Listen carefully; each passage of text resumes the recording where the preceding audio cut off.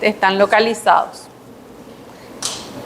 Bueno, y en teoría todos estos son mecanorreceptores, ¿verdad? Todos estos son tipos de mecanorreceptores. Bueno, pero aparte de mecanorreceptores, existen otros tipos de receptores. Les pregunto yo a ustedes. Aparte de los mecanorreceptores, que son estos, ¿existen otros tipos de receptores que todavía no mencionamos acá?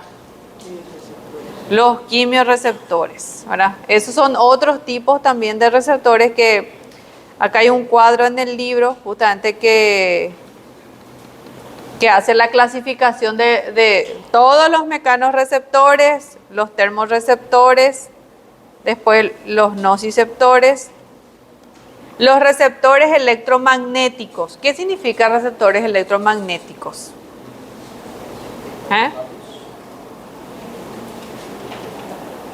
¿Qué significa receptores electromagnéticos?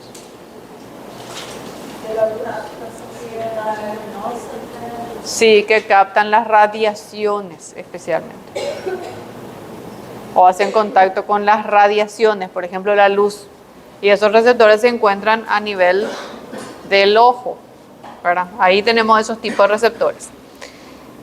Son dos, conos y bastones, que van a ver después cuando demos la parte de vista.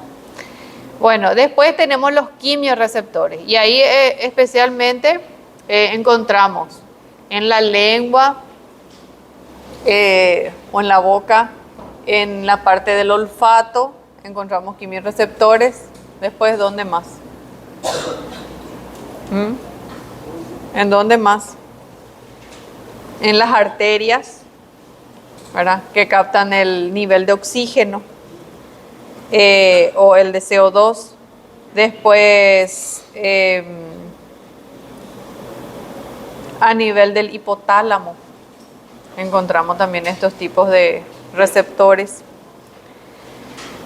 Bueno, y eso entonces en general ahí tenemos ya la división de todos los receptores en el cuerpo.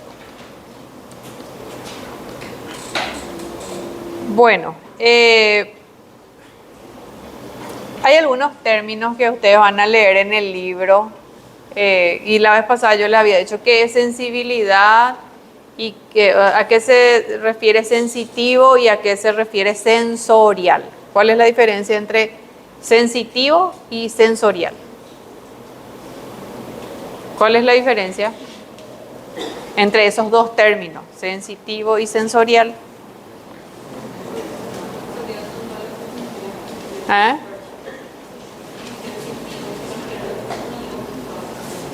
Sí, sensibilidad o sensitivo se refiere a todo lo que nosotros sentimos del exterior, ¿verdad? Por ejemplo, el dolor, el tacto, ¿verdad? Todo eso es sensitivo.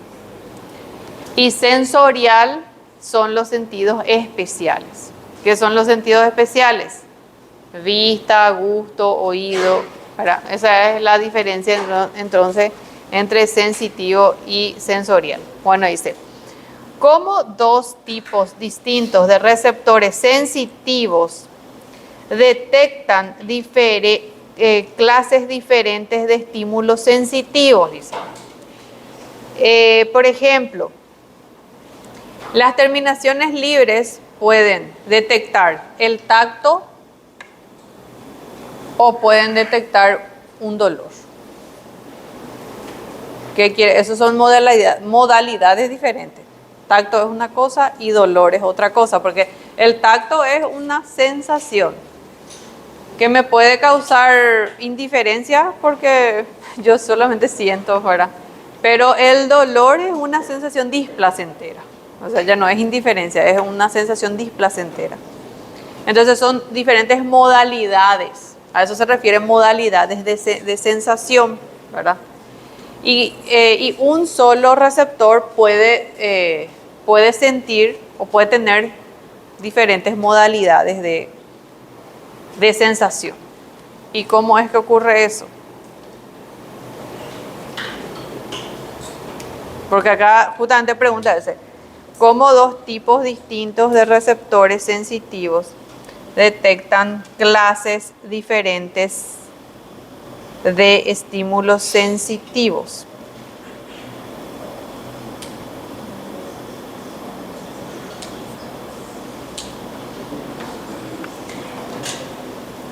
Por la intensidad del estímulo, ¿verdad? Evidentemente un tacto, la intensidad del estímulo es mucho menor que un estímulo doloroso en donde el estímulo tiene que ser más fuerte, ¿verdad? Entonces va a depender de la intensidad del estímulo, la modalidad, ¿verdad? Bueno, y después que también tenemos receptores específicos, ¿verdad? Porque los receptores que van a llevar solamente estímulos del dolor, ¿cómo se llaman? Nociceptores. Y esos son receptores que solamente van a llevar o van a poder hacer estímulos dolorosos, ¿verdad? No van a poder llevar otro tipo de estímulo, los que son los nociceptores o los llamados nociceptores en el cuerpo. Bueno, ¿a qué se refiere modalidad sensitiva?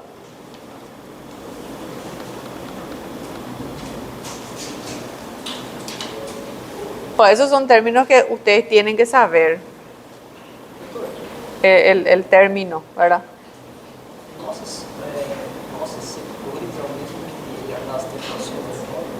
¿De qué? Terminaciones libres, son receptores. Una cosa es terminaciones nerviosas y otra cosa es terminaciones libres. Las terminaciones libres son receptores. Son receptores. Y se encuentran en la piel, pero como receptores. No son terminaciones nerviosas. ¿Verdad? ¿Y ¿verdad? son del tipo nociceptores? Sí, en su mayoría son nociceptores, pero también pueden ser, ¿cómo se llama? Solamente receptores que reconocen el tacto, ¿verdad? Eso va a depender de la intensidad del estímulo, ¿verdad? Pero sí hay receptores específicos para el dolor, en ese sentido, ¿verdad? Doutora, essas terminações não são terminações. No, son receptores. Una cosa es terminación nerviosa y otra cosa es ¿cómo se llama? Estas terminaciones libres. Estos son receptores, no son terminaciones nerviosas. Bueno, ahora, ¿a qué se refiere modalidad sensitiva? Ustedes me van a responder eso porque ya recién ya les dije qué es lo que es modalidad sensitiva. ¿Mm? ¿Qué es modalidad sensitiva?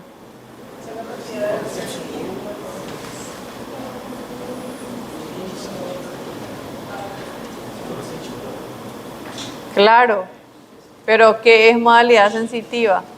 Si yo le pregunto a ustedes, por ejemplo, vamos a tener un examen oral y yo le digo a ustedes, ¿qué es modalidad sensitiva? ¿Y qué me van a responder?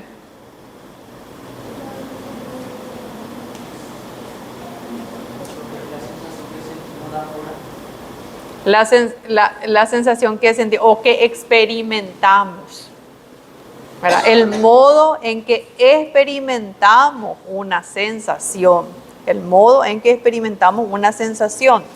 Por ejemplo, tacto, dolor,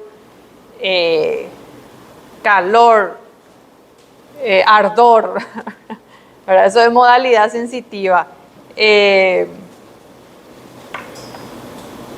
Entonces, cada receptor tiene su modalidad sensitiva, ¿verdad? Porque hay receptores para el tacto, hay receptores para el dolor, hay receptores para la vista, hay receptores para el sonido, hay receptores para el gusto. Entonces, cada uno tiene su modalidad sensitiva. Evidentemente, los quimiorreceptores son receptores que van a hacer interacción con las sustancias químicas para que yo pueda sentir un gusto, ya sea salado, amargo, dulce. A eso se refiere modalidad sensitiva, ¿verdad? Bueno, después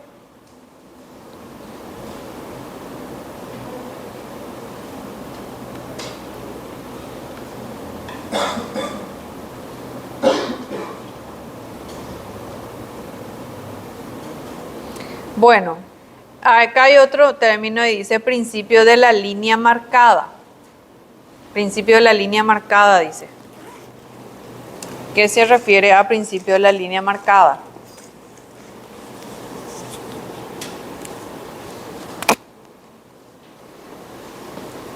Por ejemplo, una fibra nerviosa está conectada a un receptor específico. Supongamos que este sea el corpúsculo de Meissner. ¿Verdad? El corpúsculo de Meissner, ¿dónde se encuentra? ¿En dónde se encuentra el corpúsculo de Meissner? En la piel. ¿Qué parte? ¿En la piel superficial o en la piel profunda? Profunda. Bueno, ¿qué tipo de modalidad sensitiva tiene? ¿Qué tipo de modalidad sensitiva tiene el corpúsculo de Pacini? Corpúsculo de Pacini. Este es Pacini. ¿Qué tipo de modalidad sensitiva? Presión. Esa es su modalidad sensitiva, entonces es la presión. La presión. ¿Qué tipo de receptores? Mecanorreceptor. Es un mecanorreceptor.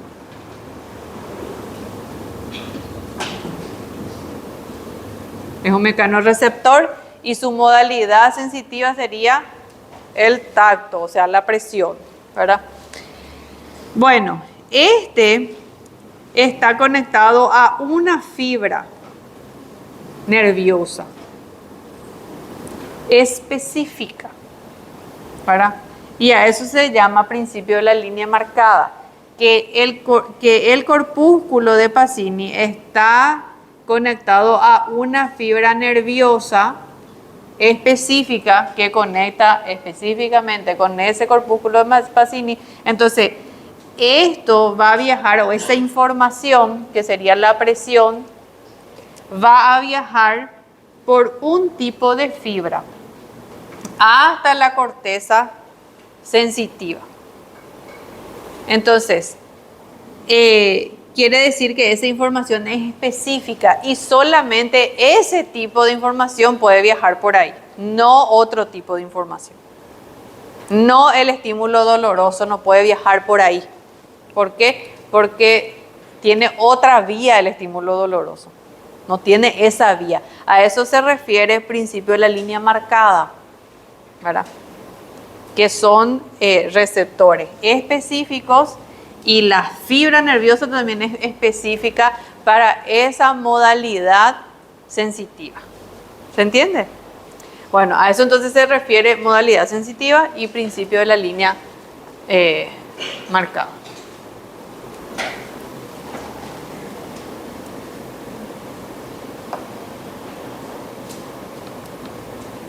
Bueno, entonces, y otra cosa que también rige el principio de las líneas marcadas.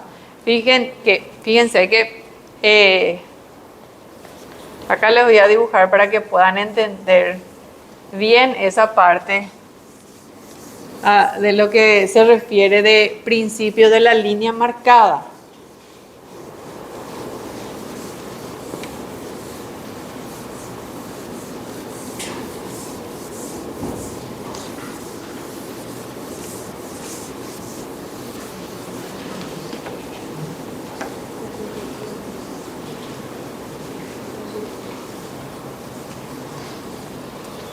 Bueno, este es el cerebro, la corteza. Ay, Dios mío. Esta es la corteza.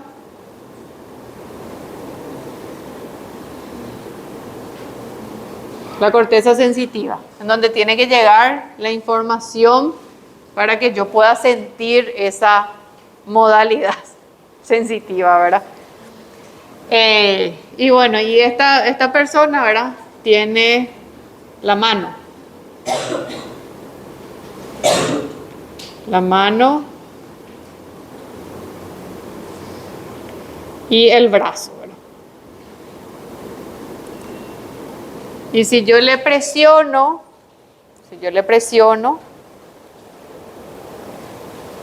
entonces, ¿quién va a sentir eso? Ese estímulo, el corpúsculo de Pacini. Pero si yo le pincho y le causo dolor, ¿quién va a sentir esa sensación, modalidad de sensación? Las terminaciones libres. ¿Verdad?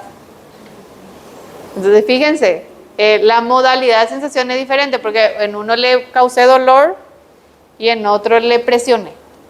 Si le presiono, la modalidad de sensación va a ser para el corpúsculo de Pacini. Y en la presión hice más fuerza, ¿verdad? Pero no tanta fuerza como para causarle dolor, solamente presión.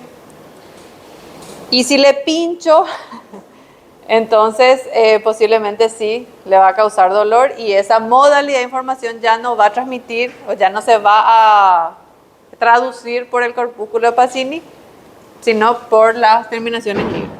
Entonces acá hay una fibra sensitiva para la modalidad de dolor y acá hay otra fibra sensitiva para la modalidad de presión.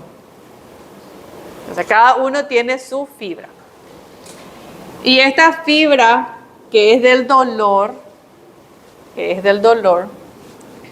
va a viajar por una fibra especial. Y fíjense, está acá en el brazo, ¿verdad? Ahora, si yo le causo estímulo acá en las manos, hay otro tipo de corpúsculo. Hay otro tipo de corpúsculo en las manos. ¿Cuáles son los que se encuentran acá? Los corpúsculos de Meissner se encuentran más en esta zona, ¿verdad? Que son diferentes a los de Pacini, ¿verdad? Y fíjense que estos corpúsculos de Meissner están abundantes en la mano, ¿verdad? Y si yo presiono, supongamos que presiono un objeto en el brazo, ¿verdad? Y este brazo, si yo presiono acá, y eso es lo que vamos a hacer en la práctica, si yo presiono el antebrazo de mi compañero con un objeto y le pido que identifique ese objeto, ¿va a poder identificar ese objeto si le cierro los ojos? Posiblemente no va a poder identificar. Solamente, ¿qué es lo que va a sentir? Presión. Va a sentir presión, ¿verdad? Pero si yo le pido a mi compañero que con las manos presione esto, ¿va a poder identificar el objeto? Sí, entonces va a poder identificar el objeto y va a poder saber qué es ese objeto. Entonces, ¿por qué es diferente acá y acá? Uno luego por el corpúsculo, pero no solo por el corpúsculo, porque los dos son mecanorreceptores, ¿verdad? El tema es la conexión de las fibras. Porque un tipo de información, el de la presión del brazo, por ejemplo, va a viajar por un tipo de vía sensitiva. Y va a viajar por la vía sensitiva anterior. ¿Se acuerdan que esa vía sensitiva es la no discriminativa? ¿Verdad? Entonces va a llegar, por ejemplo, ¿verdad?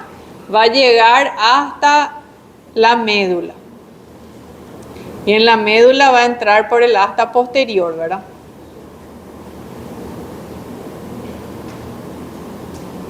Va a entrar por el asta posterior y va a cambiar hacia el otro lado y va a hacer acá una sinapsis en este núcleo, ¿verdad? ¿Cómo se llamaba ese núcleo? ¿Cómo era que se llamaba? Espino talámico. ¿Se acuerdan? Yo no lo hablé todavía de ustedes. ¿En serio? Bueno, este núcleo que está acá se llama núcleo del espino talámico.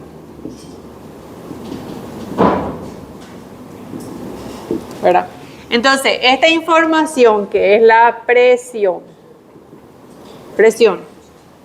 esa modalidad, ¿qué es la presión? Modalidad de sensación. ¿Quién es el receptor? Corpúsculo de Pacini. ¿Verdad? Bueno, entonces esta presión, ¿qué causó en el corpúsculo? ¿Qué es lo que causó en el corpúsculo que yo haya presionado el brazo? Se deformó el corpúsculo. Ese es el estímulo. Entonces, este corpúsculo como es así, parece una cebolla. Parece una cebolla. Cuando yo le presiono, se deforma. Se deforma. Y porque por el contacto físico, se deforma. ¿Y qué pasa con ese corpúsculo cuando se deforma? Se despolariza, cambia de carga. Se despolariza. Cambia de carga negativa a carga positiva. ¿Por qué? Porque entra sodio. Entonces, cambia de carga y se despolariza el corpúsculo. ¿Por qué? Porque se deformó. Se deformó, se despolarizó, cambió de carga y entonces se activa un impulso eléctrico que viaja por una fibra específica y por una vía específica. Entonces va a viajar por una fibra específica que está en el brazo y todo esto se va a despolarizar hasta hacer sinapsis aquí, que es en el núcleo del espino talámico.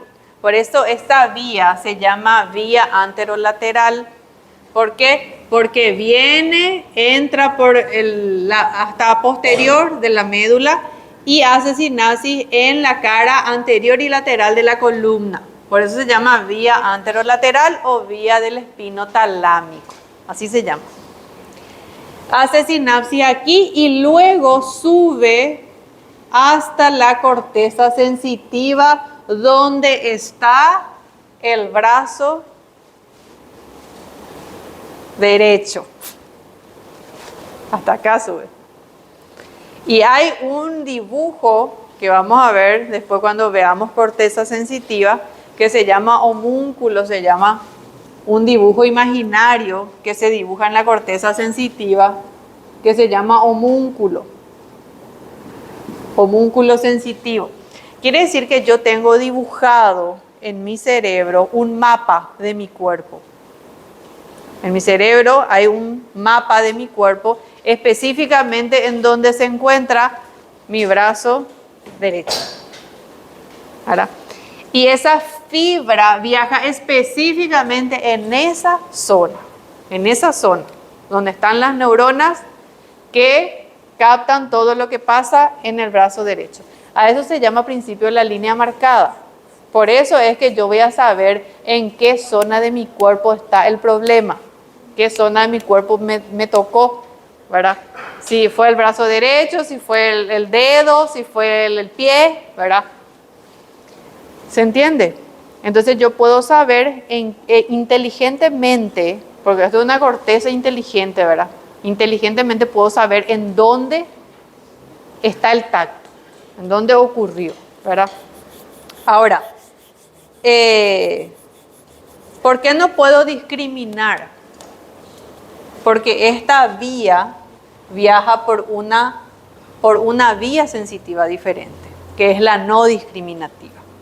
La no discriminativa. Entonces, yo voy a saber en dónde es el tacto, en dónde es la presión, pero no voy a saber qué objeto es, porque esa no es la función de esa fibra nerviosa, ¿verdad? Esa no es la función de esa fibra nerviosa de poder discriminar lo que yo siento. Pero sin embargo, si ocurre acá, y yo le digo a mi compañero que presione el objeto, pero con las manos y no con el brazo, ni con la espalda, porque ahí no va a poder discriminar qué es. Entonces, pero sí hace con la mano. Estos son diferentes tipos de corpúsculos y va a viajar por una fibra que va a ir por una vía diferente. Por una vía diferente va a entrar por el asta acá posterior, pero va a ir directamente arriba sin hacer sinapsis aquí. Va a subir directamente arriba hasta el bulbo en una zona específica que se llama zona del lemnisco medial. Zona del lemnisco medial, y ahí va a ser su decusación para ir a terminar justamente en el lado contralateral, ¿verdad? Entonces, fíjense, la vía anterior hace su decusación, ¿verdad?, en la misma médula, y la vía posterior hace su decusación en el bulbo, en una zona que se llama lemnisco medial. Ahí hay unos núcleos que se llaman núcleos del lemnisco medial, y ahí hacen su sinapsis y luego suben a la corteza sensitiva para poder llevar esa información. Y son células diferentes que sí tienen la posibilidad de discriminar, de saber qué es ese objeto. ¿Se entiende? Por eso se llama vía discriminativa. La vía posterior se llama vía discriminativa. Ahora, ¿por qué se llama vía posterior? Porque sube desde la médula, sube por la parte posterior. Por eso se llama vía posterior.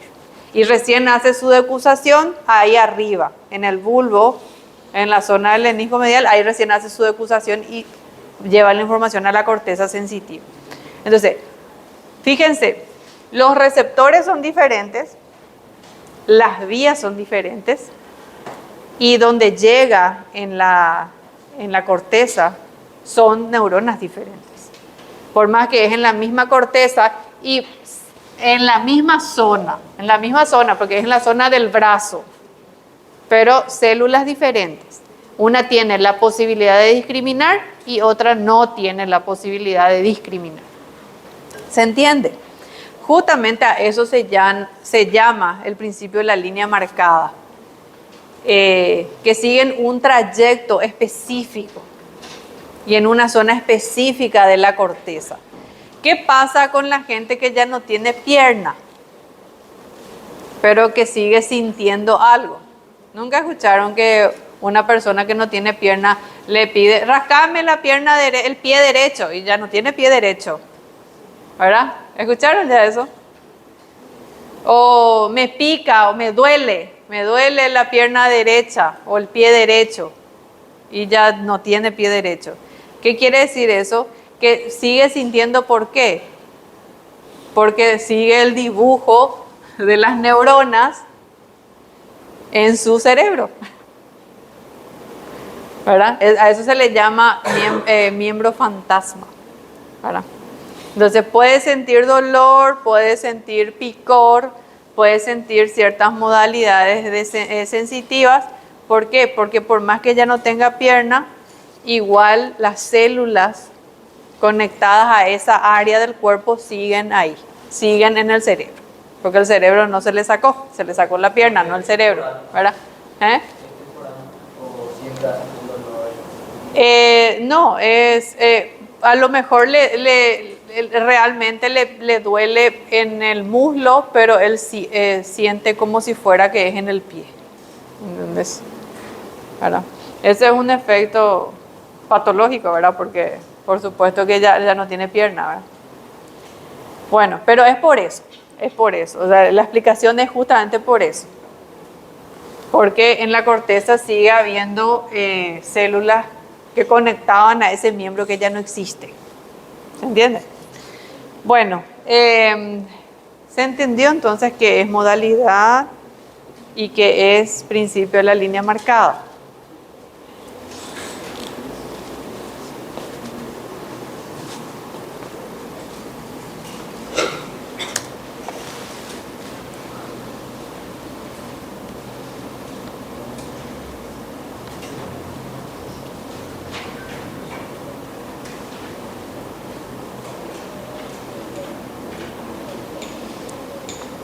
Bueno, después van a ver en su libro, que dice transducción de estímulos sensitivos en impulsos nerviosos. ¿Qué significa eso? ¿Cómo es que el receptor cambia un estímulo físico a un estímulo nervioso? Yo le expliqué hace rato. ¿Cómo hace? ¿Cómo hace el receptor para cambiar un estímulo físico a un estímulo eléctrico? Se deforma en primer lugar. Entonces, ¿qué ocurre? Un cambio físico. Primeramente ocurre un cambio físico y después un potencial de acción. Entonces, lo primero que tiene que ocurrir es la deformación. Ahí dice, punto número 1, deformación mecánica. La deformación física. ¿De quién? Del receptor. Y esa deformación abre, ¿qué abre? ¿Qué es lo que abre cuando se deforma? Canales de sodio. Y cuando se abren los canales de sodio, aumenta la permeabilidad del receptor para que aumente carga positiva. Y ahí ocurre un potencial de acción. Ocurre un potencial de acción y eso es lo que se transforma en energía eléctrica, ¿verdad? Porque una vez que ocurra ese potencial de acción, ya por los otros canales que ya son dependientes de voltaje, van a empezar a abrirse uno detrás de otro y así sucesivamente se va a ir despolarizando toda la fibra nerviosa también. ¿Se entiende? Entonces, cuando en el examen se le pregunta a ustedes cuál es la función del receptor, es simplemente la de transformar una energía en otra, porque transforma una energía mecánica en una energía eléctrica, una energía de radiación en una eléctrica, ¿verdad? Entonces, un químico en una energía eléctrica. Entonces, solamente la función del receptor es transformar una energía. Esa es su única función. Bueno, entonces así es como ocurre esa... Bueno, después, amplitud de potencial del receptor máximo. Todos los receptores tienen un máximo para poder despolarizarse. Cuando llegan a ese máximo ya no pueden ser estimulados. Y eso también tiene mucho que ver cómo es que los receptores se adaptan. Fíjense que hay receptores que una sola vez se le puede estimular. No se le puede estimular muchas veces ni varias veces. ¿Qué pasa cuando se le estimula muchas veces? Llega a su umbral máximo y ya no se estimula. Por ejemplo, deme un ejemplo de eso en la vida diaria.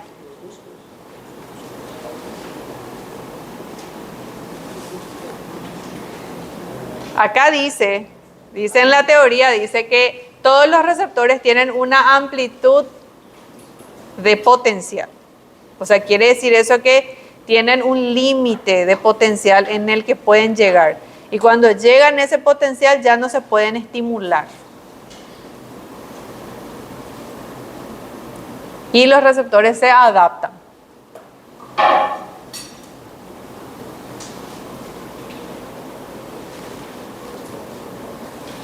Dale, yo quiero ejemplo.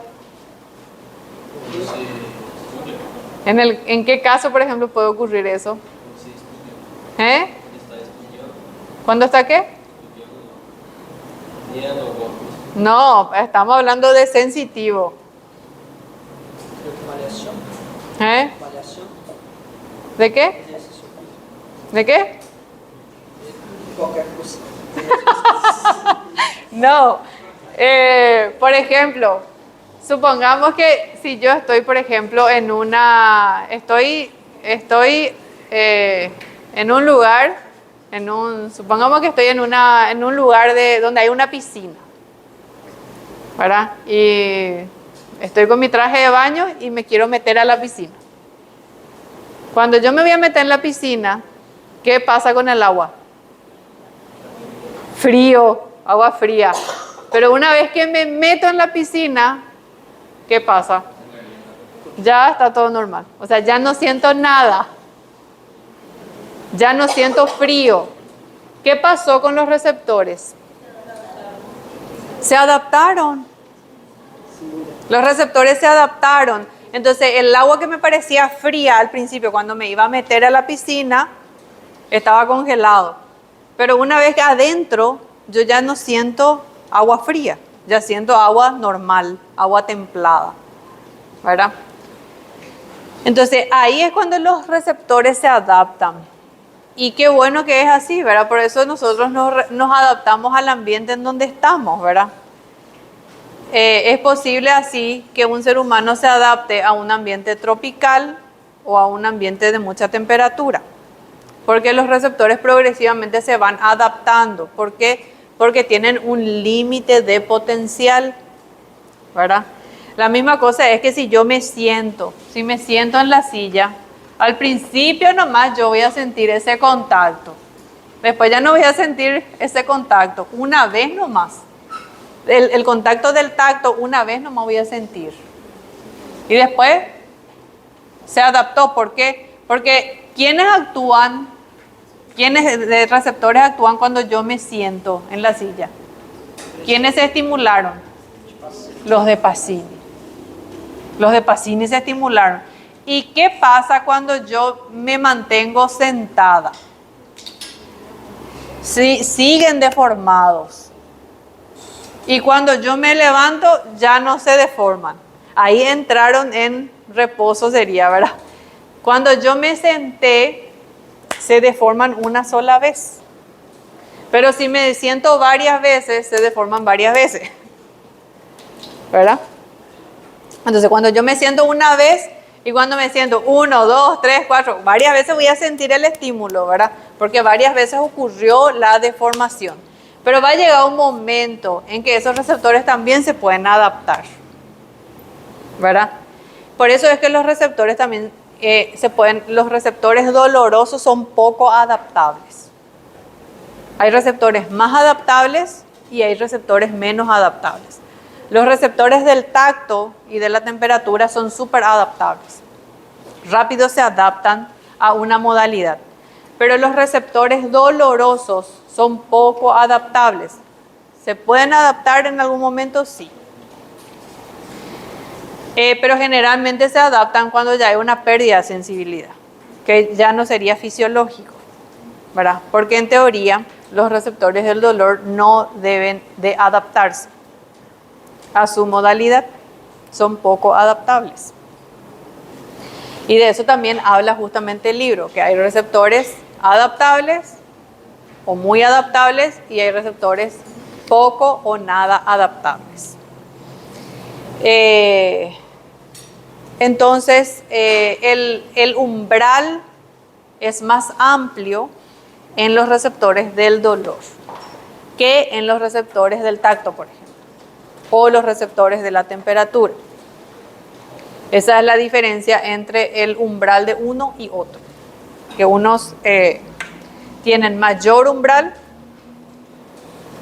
de estimulación y otros tienen menos.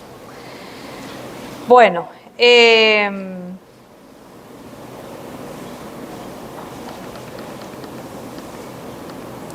entonces, ¿cómo ocurre la despolarización?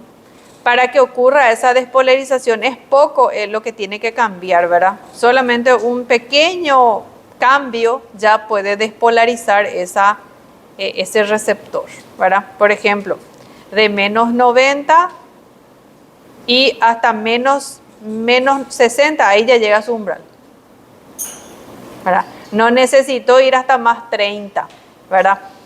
Eso va a depender justamente de la adaptación del receptor, ¿verdad?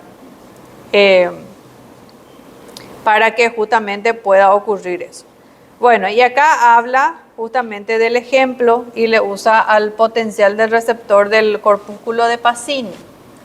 Un ejemplo del funcionamiento de este receptor, ¿verdad? Y justamente acá ocurre la deformación del receptor luego la despolarización, el cambio de estímulo y ese cambio de potencial ya va a empezar a abrir los canales de sodio de la fibra que está pegada al receptor. Y esa información va a viajar rápidamente. ¿Por qué? Porque ese tipo de fibra es un tipo de fibra de alta conducción, de tipo A, que tiene mucha vaina de mielina.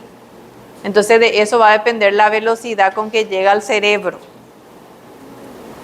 Ahí otra vez vemos que no depende tanto del estímulo en sí, ¿verdad? Porque la modalidad de sensación del corpúsculo de Pacini va a ser siempre la presión. O sea, yo voy a sentir presión, claro que voy a sentir más intensa o menos intensa, pero al fin voy a sentir presión, ¿verdad? Pero la rapidez de la información con que viaja hasta el cerebro no depende de la intensidad del estímulo, sino que depende de la fibra, si es con vaina de mielina o si es sin vaina de mielina. Por eso es la velocidad con que llega esa información.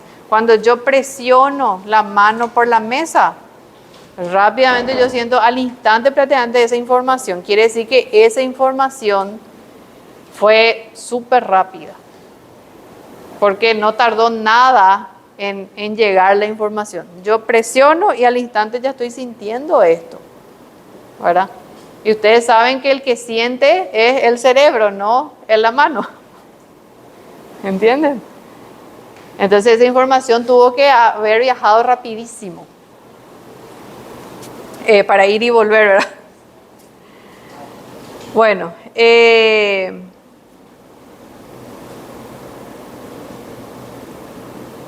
bueno, y acá habla justamente de la relación entre la intensidad del estímulo y el potencial del receptor. Bueno, ¿qué pasa ahí? Como hay muchísimos receptores, supongamos que yo tengo receptores en la espalda, ¿verdad? Y yo presiono un área de la espalda, ¿verdad? Esa sería la modalidad del receptor, sería la presión en esa zona, ¿verdad? Ahora, si yo presiono con poca fuerza, pocas fibras se van a estar estimulando, ¿verdad? Porque el estímulo no es muy intenso. Entonces yo voy a sentir una presión muy débil, ¿verdad? Pero en el mismo lugar. Pero si presiono muy intenso, el estímulo va a ser mayor. Entonces va a cambiar solo la intensidad, no el lugar, ¿verdad? Solo la intensidad va a cambiar, pero en el mismo lugar. Entonces esa es la diferencia en la intensidad del estímulo del receptor. Porque en ese caso, si yo presiono más fuerte, más receptores se van a estar estimulando, o sea, más cantidad de receptores se van a estar estimulando, y yo esa presión voy a sentir más intensa o más débil, dependiendo eso sí va a depender del estímulo del receptor. ¿Se entiende?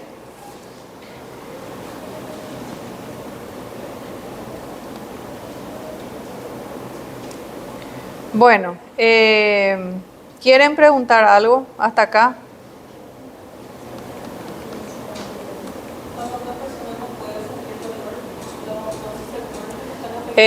Todo lo que es hipoalgesia o hiperalgesia está considerado no como fisiológico, sino que como patológico. Ahí puede haber un problema en la sensibilidad porque la piel está destruida o porque se quemó la piel, o porque hay un problema periférico, ¿verdad? O porque la vía de información está dañada o porque no llega en el cerebro, ¿verdad? Pero sí o sí hay algo patológico, ¿verdad? Por eso es la pérdida de sensibilidad del dolor. Y la hiperalgesia es la misma cosa, ¿verdad? En caso de la hiperalgesia, después vamos a ver en la parte de dolor, vamos a ver cómo el propio cuerpo responde a disminuir la intensidad del dolor. ¿Por qué? Porque el dolor, si bien es fisiológico, porque algo se está dañando en mi cuerpo y eso tiene que dar aviso a mi cuerpo, mi propio cuerpo empieza a secretar analgésicos naturales, ¿verdad? Para que ese estímulo pueda ceder naturalmente y no se vuelva a un dolor muy intenso o muy crónico. O sea, el propio cuerpo también se defiende del dolor. Y en algunos casos, los pacientes que sienten esa hiperalgesia o el dolor neuropático tienen una condición que hace que esos analgésicos no puedan cumplir su función o se bloquea la función de esos analgésicos y siente un dolor exagerado, ¿verdad? Así se maneja el tema del dolor. Pero el dolor es un mundo aparte. Entonces vamos a dar solamente en una clase, vamos a dar solo dolor. Bueno, y después viene la adaptación de los receptores. Así como le había dicho, que cada receptor tiene un umbral o un máximo de despolarización. Cuando ese receptor llega a su máximo de despolarización, ya no puede entrar ningún nuevo estímulo. Entonces ahí es cuando los receptores se adaptan. Hay receptores según la naturaleza del receptor, hay receptores muy adaptables, hay receptores poco adaptables y hay receptores nada adaptables. ¿Quiénes son los receptores más adaptables? Los de la temperatura, por ejemplo, ¿verdad? Se adaptan muy bien. Y los poco o nada adaptables son los receptores del dolor. Hay otros receptores que también son adaptables, que son los quimiorreceptores, también son adaptables y bastante adaptables, porque eso también está dentro de lo que sería la clase práctica, ¿verdad? Cuando yo entro en un ambiente, ¿verdad? Y supongamos que acá en el curso en la clase alguien se puso un perfume. Los que estamos acá, si ya estábamos todos juntos, posiblemente ya no vamos a percibir ese perfume, ¿verdad? Pero el que entra de afuera va a entrar y va a oler. ¿Qué es ese olor? ¿Por qué? Porque el estímulo se dio una sola vez y luego el receptor se adaptó y ya no olió más. Entonces esos son receptores muy adaptables. Es la misma cosa, o puede ser al revés. Si acá hay un mal olor, los que estamos acá ya estamos todos inmunizados del olor, ¿verdad? Ya estamos todos adaptados. Ya no vamos a percibir el mal olor. Pero quien entra de afuera, ¿qué pasó acá, verdad? Va a percibir el olor. ¿Por qué? Porque su receptor, o sea, nuestro receptor ya estaba todo adaptado, pero el de él no todavía. Entonces, a eso se refiere justamente la adaptación del receptor. Y qué bueno que es así, ¿verdad? Bueno, entonces, receptores olfativos también son adaptables. Los del gusto también son bastante adaptables. El de la propiocepción también es adaptable.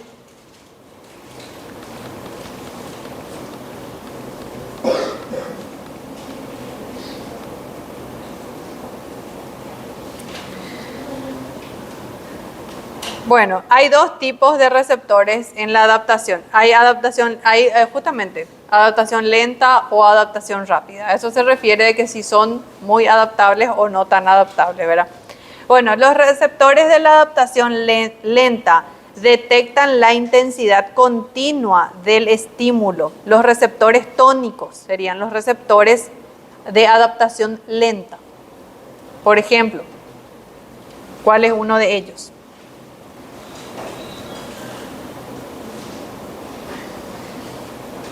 Los de adaptación lenta serían. ¿Cuáles son los de adaptación lenta?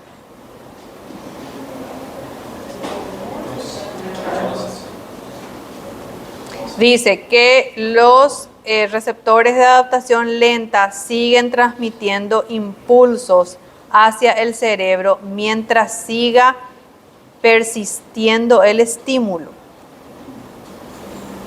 Los que casi no se adaptan son los de adaptación lenta. Los que casi no se adaptan son los de adaptación lenta, o sea, los receptores tónicos. Son los de adaptación lenta, que casi no se adaptan. Uno de los más importantes es el del dolor. El del dolor es el que casi no se adapta. O se adapta muy poco o muy lentamente. Todos los receptores del dolor casi no son adaptables. No se adaptan. Bueno, después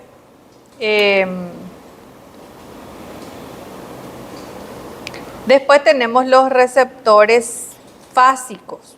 Esos son los de adaptación muy rápida, ¿verdad? Los que se adaptan muy rápido.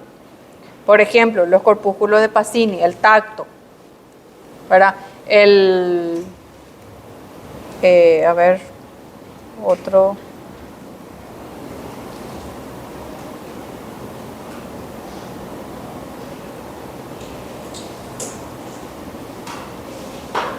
Que menciona acá.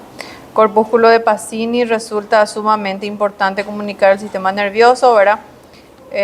Bueno, estos y los receptores térmicos, ¿verdad? Esos son los de Krauss, por ejemplo, son receptores que se adaptan muy rápido.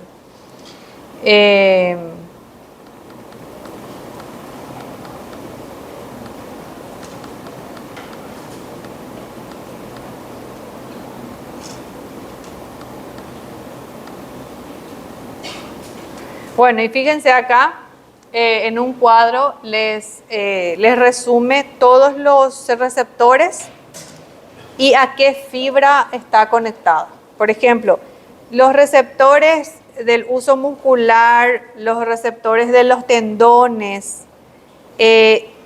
están conectados a las fibras más grandes, las fibras A-alfa. Esas son las más grandes de todas. Fíjense que eso es muy rápido, porque ¿qué es lo que percibe el uso muscular? Percibe la propiocepción del cuerpo. ¿Qué quiere decir la propiocepción? ¿Qué es propiocepción? Lo que yo siento como propio mío.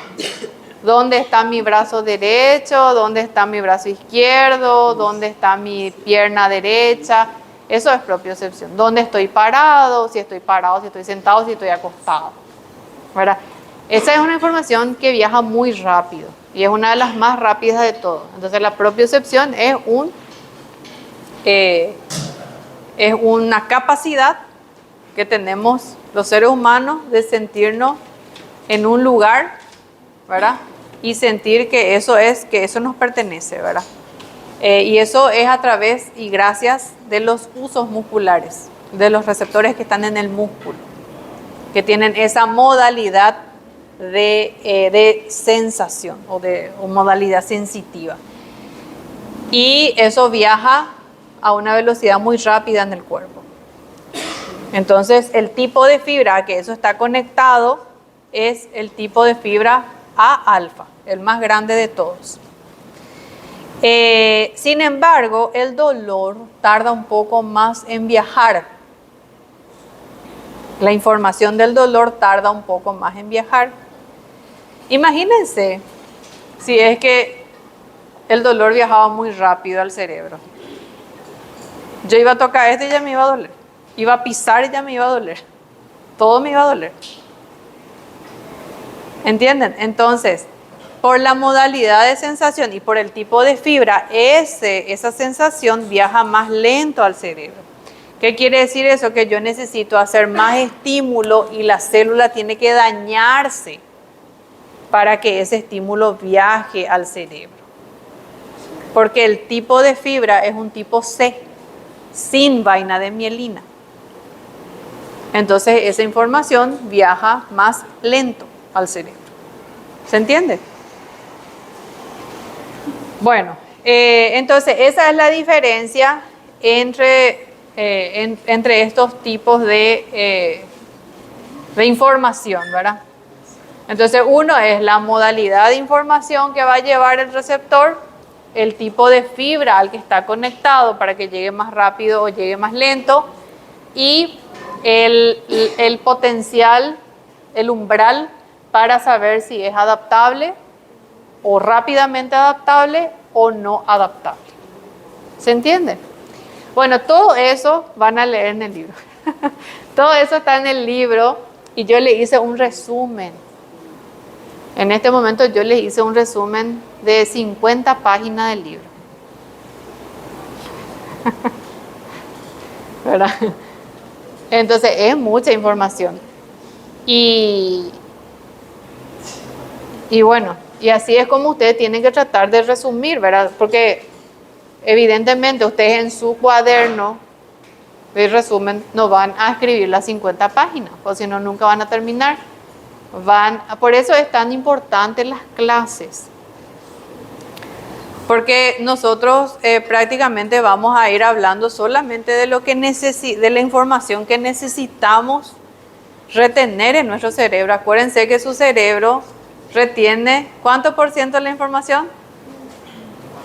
El 1%, y el 99% va a eliminar. Entonces tenemos que aprovechar ese 1%. Por eso es que fíjense que un método de aprendizaje fundamental es el resumen, porque por la capacidad misma de nuestro cerebro. Si yo leo un libro de 300 páginas, ¿qué va a hacer el cerebro? 2 páginas nomás va a retener. De 300. Apenas, no sé, si es mucho, 2 páginas de ese libro va a retener y el resto va a eliminar todo. ¿Por qué? Porque esa es la función, ¿verdad? Entonces por eso es que nosotros tenemos que aprender justamente a poder retener lo más importante. Lo más importante. Y a veces nos parece y nos agota luego ese tener que leer tantas páginas. Ya nos estresa luego ya antes de tiempo. ¿Por qué? Porque mi cerebro luego ya sabe que no va a retener todo eso. Entonces, a mí ya me estresa tener que leer todo y ya quiero leer directamente de los resúmenes.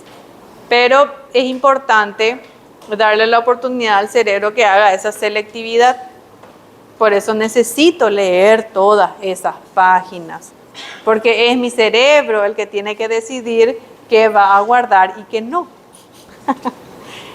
¿Entienden? Y ahí viene justamente fijar las ideas para que yo pueda llegar a un aprendizaje. ¿Me entienden? Bueno, ya están con la información agotada. Bueno, vamos a hacer un recreo ahora.